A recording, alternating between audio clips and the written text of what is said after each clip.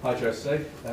First of all, Dele Alli, it's the first time we've spoken to you since his post on social media. Can you tell us what you said to him, or if you've spoken to him at all about the incident? Yeah, of course I spoke with him about that. But for me, it was quite easy conversation because he was very sorry about, let's say, the mistake, but was never his intention to hurt, was not his intention to offend. He immediately regretted, he immediately recognized that was a young guy mistake, a young generation mistake, and he apologized. So my conversation was easy because it was not the conversation of a contradiction of ideas, me not happy and him not understanding why I was not happy. So it was so simple. What can I say? I can say that he regrets, and for me that's the best feeling that he can show. And to have the humility to apologize, I think is also remarkable, because sometimes these young people, they make mistakes and they don't realize they make the mistakes. So this conversation was so easy. And you mentioned that he understood where you were coming from. Were you unhappy? Did you express disappointments? You know, I have a son and a daughter basically at the same age as Dele and many of my players. I know what social media is for these generations, but when you are a public person like football players are, they have to know and they have to be very, very careful. Of course, I repeat, Dele is a great guy. The last thing that Dele is anything connected with racism or disrespect, not at all. But these are current mistakes that young people sometimes makes. But again, the good thing, the best thing for me is regret and apologize. So for me, it's end of story. End of story, but the FA have asked for his observations. Are you concerned? Yeah, but I'm not FA.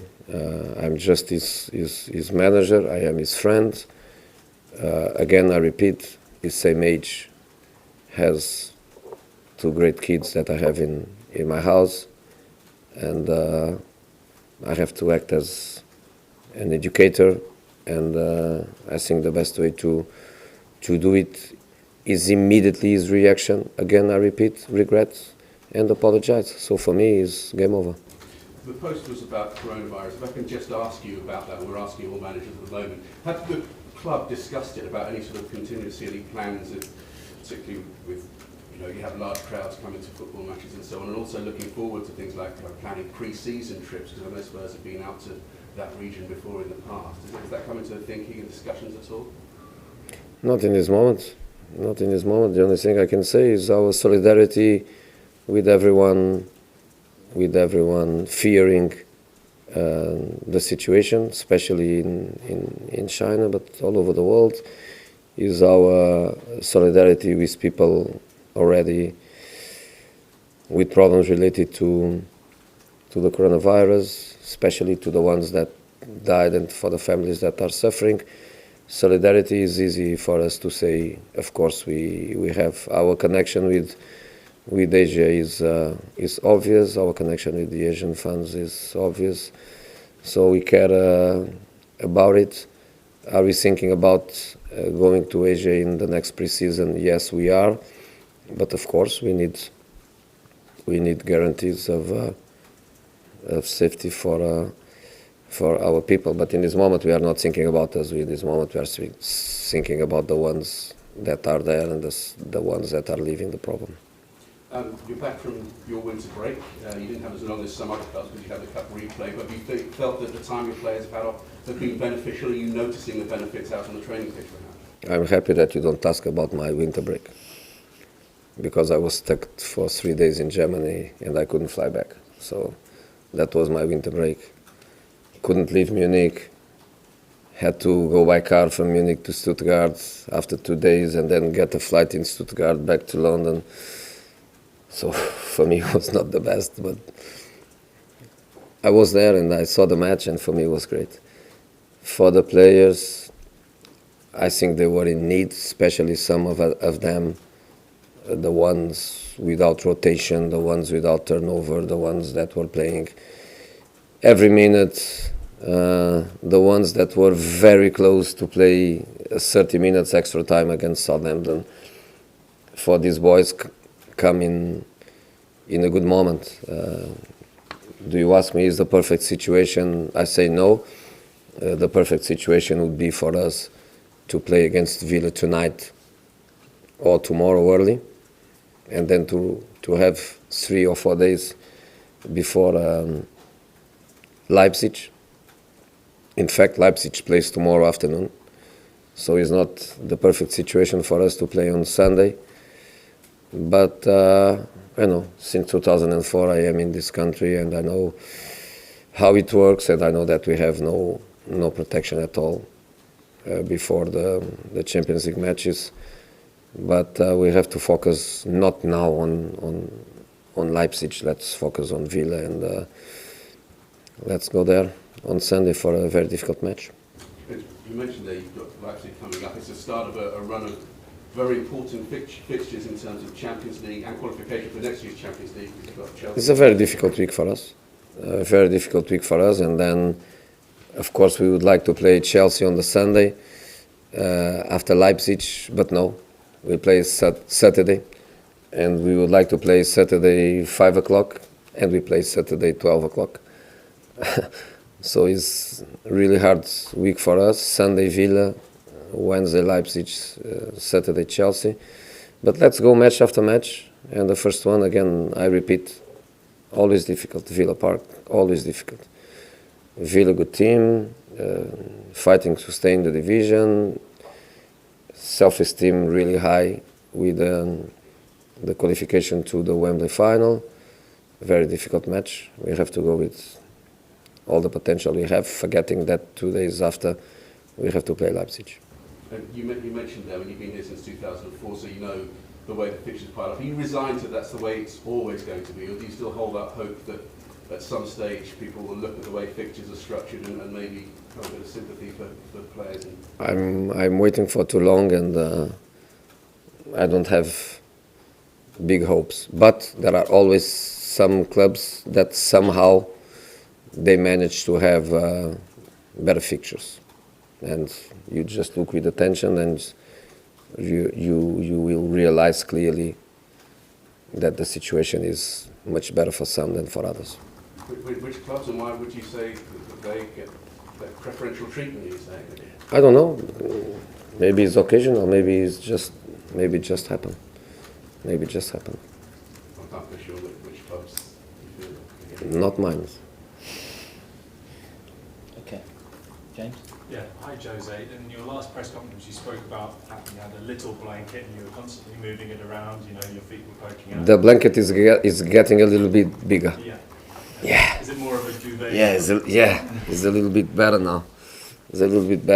So no more limitation for Bergwijn. So now he can play. Ben Davies is back. Ben Davies is ready to play. Giovanni Lo Celso is ready to play. Lamela we have to assess tomorrow, but if not for Sunday, for Wednesday. So Ron Foyt is out still a little bit, and of course Sissoko and Harry, but apart of them, we are fine. So the situation is getting better for us and comes in the right time because lots of matches are coming too. And I know you said you had a bit of a travel nightmare, but has the winter break given you a chance to work on some things that perhaps you weren't able to work on before? We had a good week. 3 very good training sessions. of course, I told you, if we didn't play Southampton, I would give the players some time, but we would be back early because of the Southampton game. We had less time for training, but we had 3 very good days. We went through different aspects of our game to trying to improve them. So, yeah, it was good. And you mentioned Ben Davies a minute ago. You've spoken in the past about him being important to your plans going forward. How good will it be for you to have him back? Yeah, in this moment he is back, but he's not back ready to play 1, 2, 3 matches in a row. He's not in the top of his condition. He's not injured. He's training with the team. He can play at least minutes, and of course he's a player that we like very much because he's a natural left back. He's not an adaptation like Tanganga. He's not an adaptation like Sessegnon, which is much more a winger than a left back. But the time he was out was a great opportunity for others to play, and for Tanganga was in the end the opportunity of a life. He played already 6 or 7 full matches with Tottenham first team. For Ryan was the acceleration of a process. He played more matches than normally he would do, and even for Danny Rose was a great opportunity to play 3 very important matches. He played against Liverpool, he played against Olympiacos, probably the 2 more important matches that we had to play, and also against Bayern Munich in the Champions League. So also for Danny Rose, great opportunity to play 3 matches and to show me what he's capable to do. George. Jose, you mentioned Danny Rose. He said he didn't feel like he was given a chance. That's why I mentioned too. You don't think you totally disagree? I answered you already. Olympiacos, Bayern Munich and Liverpool. And I gave him a great opportunity to show me what he's capable of doing. He didn't deliver. That's you saying. Last thing. Can I ask you about Jack Grealish? What do you make of him at Aston Villa? Very important player for them. Very important. They have their way of playing. Maybe they change against us, but the normal Villa is a Villa with this back 5 and the midfield players, and then Grealish is a player with great freedom, with an area of action very important. Of course, very talented, can score a goal, can make an assist, incredible connection with the fans. So easy to feel immediately that he's one of them. He's capable of making the crowd chase the team. So very, very important player for them, for sure. And David Beckham was here yesterday. Did you have a chance to speak to him? Yeah, we had a little chance. Not much, because yesterday was one more day dedicated to Mr. Simon. I had to do 3 hours of 45 minutes, by the way. of what? International Interviews. Yeah. interviews. But yes, David is a great guy, and even for the boys, it's very good to be with him. I invited him to go to the pitch, but he forgot his boots. What did he think of your new haircut? Of my new haircut? Yeah, Beckham, what did he say? Yeah, he had it already, same as me. Jonathan at the back, you ready? Jose, last time we saw young Tongan, he was very upset being substituted. Have you spoken to him over the last 10 days, and how's his sort of mood and confidence? Fantastic professional. I can only say good things, not one bad thing. Come out upset, come out sad, yes, and I'm happy that he's like that. I'm really happy that a player wants to play and wants to give 90 minutes, and to come out sad, upset, angry.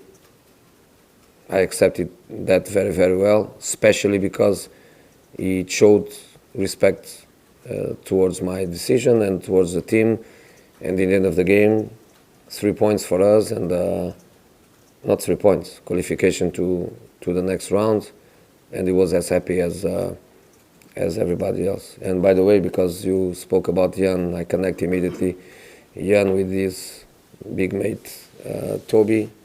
Congratulations to Toby and to his family, because he was dad of a little baby last night, so everybody happy with that too. Will you put Toby involved with the weekend then, or will you have some time away? For what? Toby, for his, Time away for what? because his wife's so late. No, his wife takes care of the baby. That's a top professional. His wife takes care of the baby. He was there in the moment. He stays there one more day with his wife, with his new baby, enjoying a great moment for the family. And tomorrow, back to his job. Ali. Jose, you said in your early weeks when you joined the club that you preferred a sitting player and a passer in your midfield kind of duo. Giovanni Lo Celso, is he kind of making a play for that passer role now, or do you feel he fits better in a three? I think Giovanni had first of all, he showed incredible personality, because clearly, and I'm not going to deny it also because it's easy for you to understand it, when he arrived, I didn't give him a big opportunity to play, or 1 or 2 or 3 matches in a row. So he had to be strong mentally to cope with that. I think when a new manager comes to the club and doesn't give you immediately chances, I think maybe you feel, wow, he's not in love with me. He was not as lucky as some other players. Some other players, I gave them immediately starting, I gave him immediately big matches to play, like I did with Danny Rose, for example. With Gio, no. So Gio had to be strong mentally to cope with that. And then, with this work, with this quality, with this personality, to be honest with you, I think he can play now. I think he can play everywhere. Everywhere. I think he can play number 10. I think he can play number 8. I think he can play double midfield player like he did already with wings, if I'm not wrong. He can play on the right side. He can play on the left, in spite of he prefers on the right and on the left. I think he can play everywhere. Everywhere. I'm so happy with him. And that's it. I like him very, very much. I really like him very much.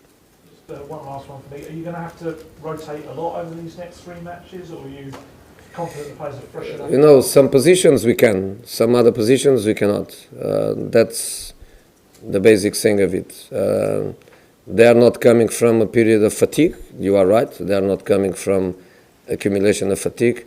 But I think when you arrive on the 3rd match of the week, only with 2 days in between, and Saturday they cannot even sleep a little bit. They have to wake up 8 o'clock to go to Stamford Bridge and play. I think for the 3rd match you have to be a little bit careful, and maybe you have to do a little bit of rotation in between matches. But in this moment we focus on Villa. It's difficult enough for us to be sharing our concentration with other matches. Let's go for Villa, and for Villa we go with the best team possible to try to win the points. Okay, Stanley, to you, please. Jose Tanganga has done very well when he got into the team. Has he done enough to deserve an improved contract and perhaps a permanent locker in the first team dressing room? He's already in the dressing room with Skip. Both fantastic kids, both kids that we believe a lot. The difference is with Jeffet, the big opportunity appeared.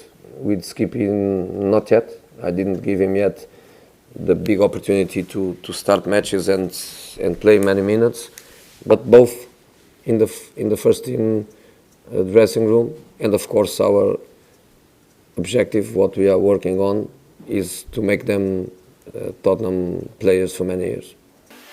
I'm rich, diamonds on my body rich, smelling like Versace rich, Jay-Z and Beyonce rich, I'm rich, I'm rich, I'm rich, diamonds on my body rich, smelling like Versace rich, Jay-Z and Beyonce rich, I'm